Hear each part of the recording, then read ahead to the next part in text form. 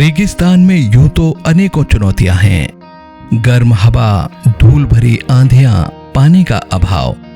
एक स्थान से दूसरे स्थान पर जाना हो तो यहाँ कार, बस या ट्रेन की उपलब्धता बहुत कम है। एक समय ऐसा था कि आने जाने व सामान ढुलाई के लिए सिर्फ ऊंट का इस्तेमाल किया जाता था। लंबी टांगें, रेत पर चलने के लिए पैर गद्देदार व सॉफ्ट और बिना पानी के कई दिनों तक जीवित रहने की क्षमता। इसीलिए ऊंट को यहाँ के निवासी अपना महत्वपूर्ण साथी मानते हैं। यहाँ पर तेल खोजने के लिए बड़ी बड़ी कंपनियों का आगमन हुआ। तेल के कुओं की खुदाई के लिए बड़ी बड़ी मशीनों को ले जाने के लिए सड़कों का निर्माण हुआ। सड़कों के निर्माण के साथ ही रेगिस्तान में विकास का नया युग आरंभ हुआ। यहाँ पर भारी संख्या में तेल निकलने लगा।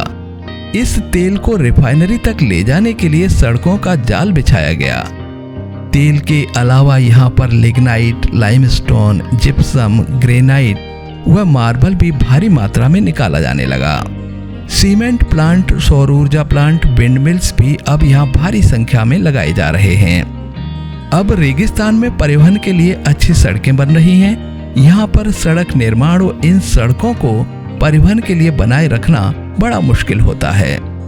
सड़क निर्माण के लिए यहाँ जमीन तो बहुत है, पर इस जमीन से कई फुट मोटी रेत को हटाना और फिर दूर दराज के इलाकों से मजबूत मिट्टी और मिट्टी को फिक्स करने के लिए पानी की बहुत जरूरत। इन सब चुनौतियों के बाद रेत के धोरों को सड़क पर आने से रोकने के लिए सड़क के दोनों तरफ पेड़ लगाना, फिर भी सड़कों का रेत के नीचे दब जाना, ये सब यहाँ बड़ी चुनौतियां हैं। यहाँ की सड़कें मैदानी इलाकों जितनी मजबूत नहीं होती। थोड़ी सी बरसात में सड़कों से मिट्टी कट जाती है और कभी कभी तो तेज हवा के कारण भी सड़कों में कटाव देखने को मिलता है। इन सब चुनौतियों के बाद भी यहाँ आज सड़कों का अच्छा नेटवर्क बन चुका है।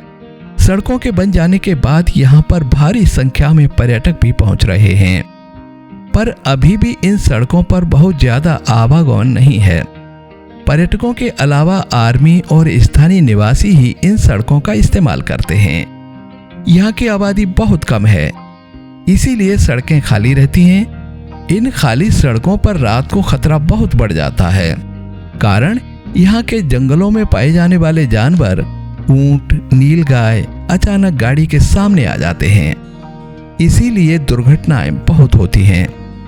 इसके अलावा सड़कों पर जमा रेत में गाड़ियों के फंसने की घटनाएं तो आम बात है।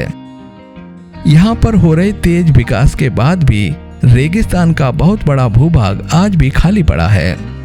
इस खाली भूभाग में भी कई कीमती मिनरल्स मिल सकते हैं, लेकिन मानव के पास आज आधुनिक तकनीक होते हुए भी इस बड़े भूभाग पर विजय प्राप्त नहीं कर पाया है। समय के साथ धीरे धीरे मानव एक दिन पृथ्वी के कठिन से कठिन भूभाग पर भी रहने लग जाएगा और मुझे लग रहा है कि एक समय ऐसा आएगा कि यहाँ भी एक बड़ी आबादी रहने लगेगी और फिर रेगिस्तान एक इतिहास बन जाएगा।